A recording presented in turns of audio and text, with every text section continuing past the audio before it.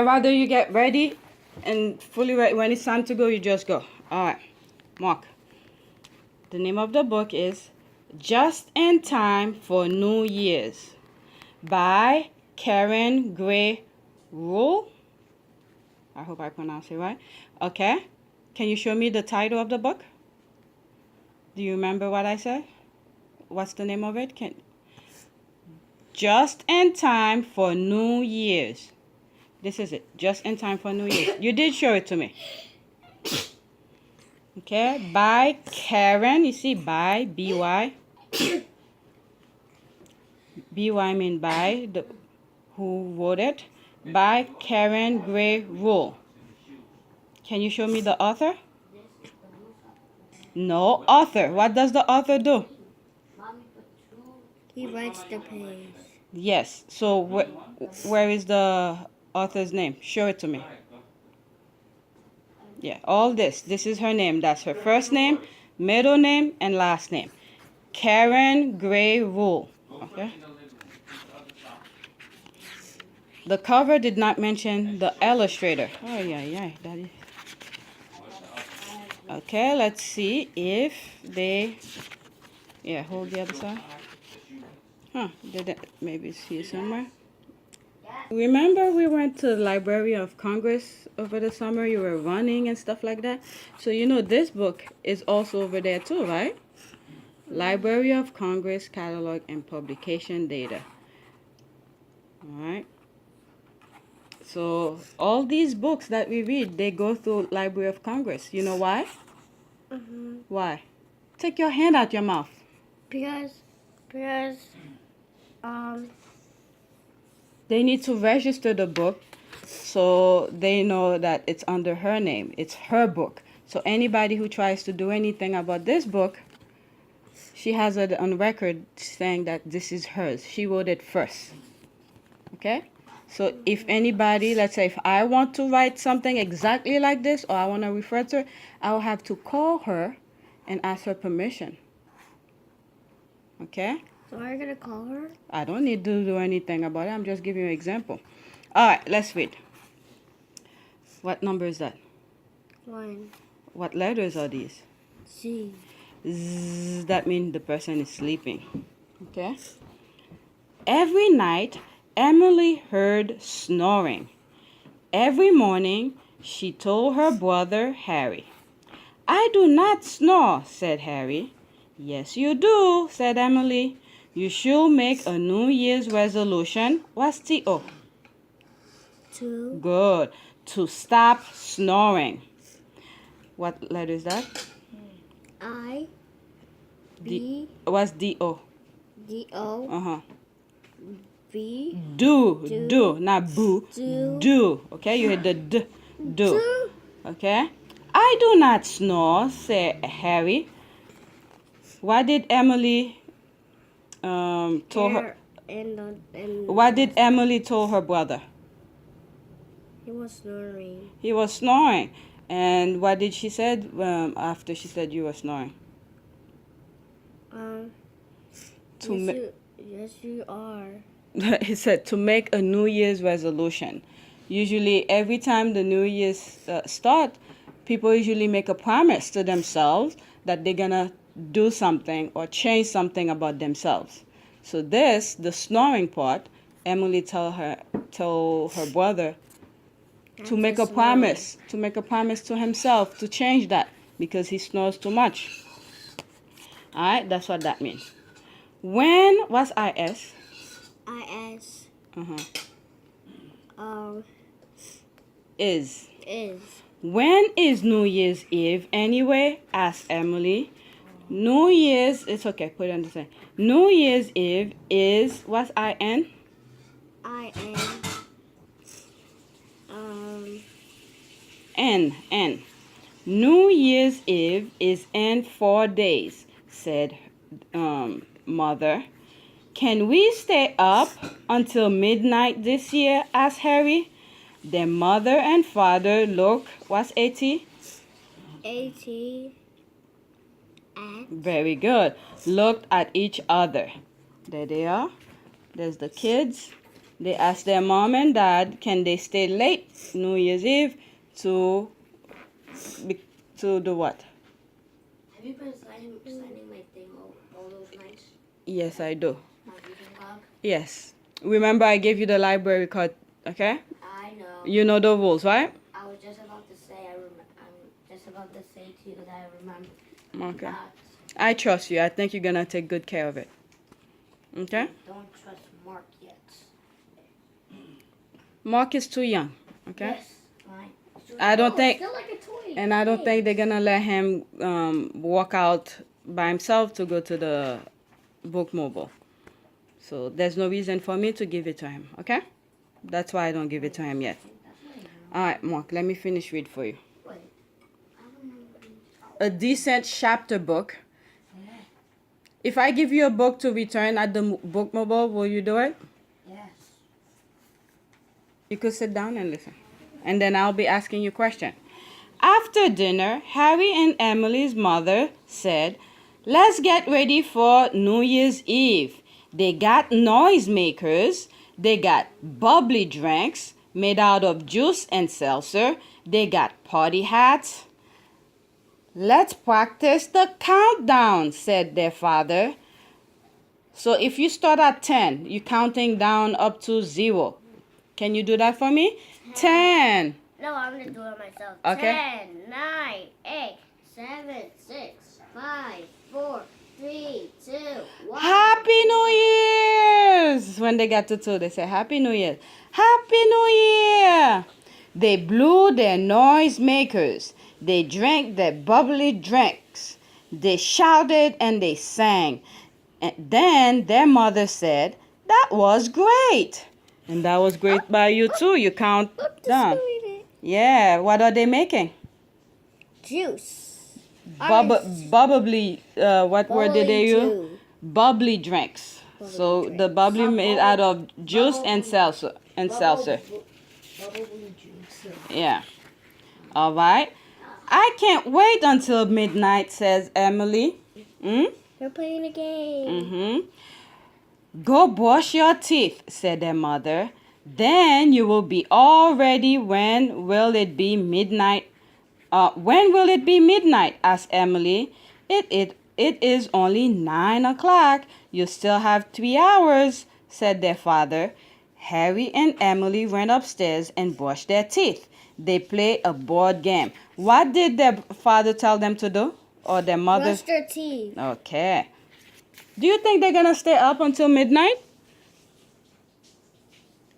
Huh? No. Okay. What did they do before New Year's Eve? What's some of the things they did? They brushed their teeth. Before that, the day before and the day before that, what did they do? You remember? They practiced to stay up late for New Year's Eve. All right, so now this is New Year's Eve. Let's see what happened.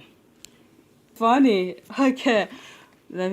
What time is it now? Asked Emily. It is time to hold your eyelid open, said Harry. They sat on the floor and held open their eyelids. Why do you think they opened their eyelids? They're doing that now. Because they're thinking, what time is it? No. Oh, Michael, why do you think they do that? They're doing that so they try not to go to sleep. Yep. They were practicing all week. Now it's getting late. So Look at this. They throw all the stuff on the floor. They were playing and dancing. So now they're starting to fall asleep, feeling of falling asleep. So now they're trying to stay awake. All right, that is so funny. I was trying to stay awake once it was night. Okay, the clock ticked. Time, asked Emily. There was no answer. Harry was asleep. Did all the practice help Harry? No. All right, let's see. Emily closed her eyes. She would stay awake with her eyes closed. The clock ticked. The house was very quiet. Suddenly, there was a loud snore. Emily jumped up. She looked at Harry, but Harry was not snoring. He was still fast asleep. If Harry wasn't snoring, then who was? Emily closed her eyes again, but that loud snoring kept waking her up. Then she had a great idea. Who do you think is making the snoring noise? Dad. Dad? Oh. All right, let's see. No, I know who it is. Who? Emily. Okay. What number is that, Mark? Emily. What 4. Okay. Emily's the clock. All right, let's see. Countdown. Wake up, said Emily. I have a great idea. If snoring wakes us up, so will other loud noises. She told Harry her idea. He agreed that it might work. They ran from room to room, getting everything ready. It is 11 o'clock, said Harry. We have 1 hour until midnight. They spent some time looking out the window. There was no moon, but there were so many stars. I think the stars are brighter than ever, said Emily. I've never seen so many stars, says Harry. They started counting stars. They got as far as 76. Then they fell fast asleep. Look at them. Let's see. Emily woke up to a very loud snore. She opened her eyes and looked over at Harry, but Harry was already awake.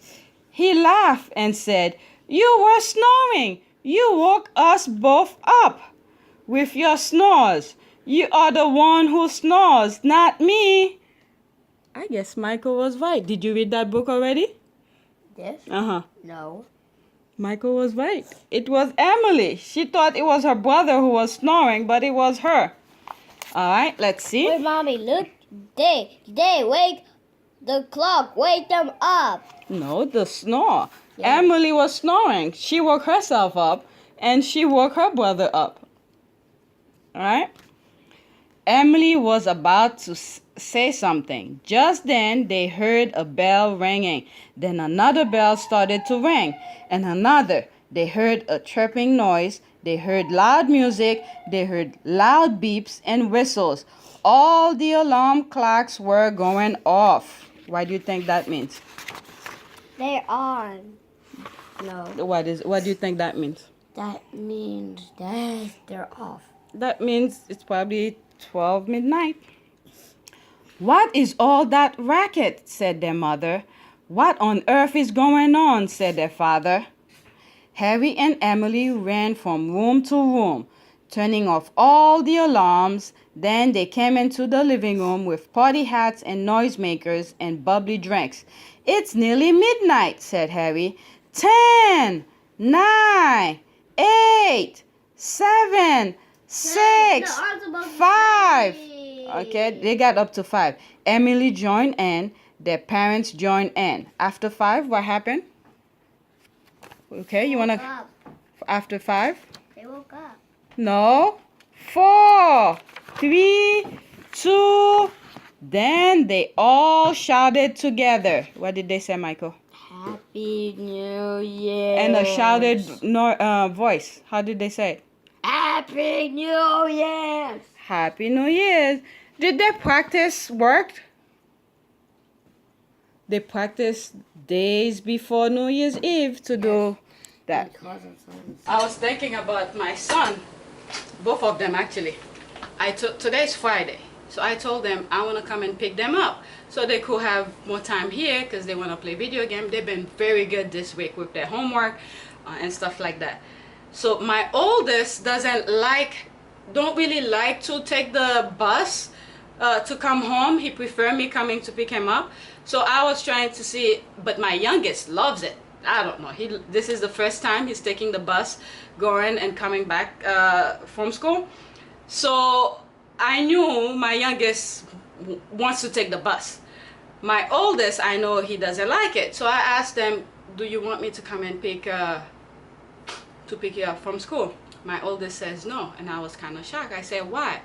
So what happened is that since last year, he knows that he has to do his homework first, even on Fridays.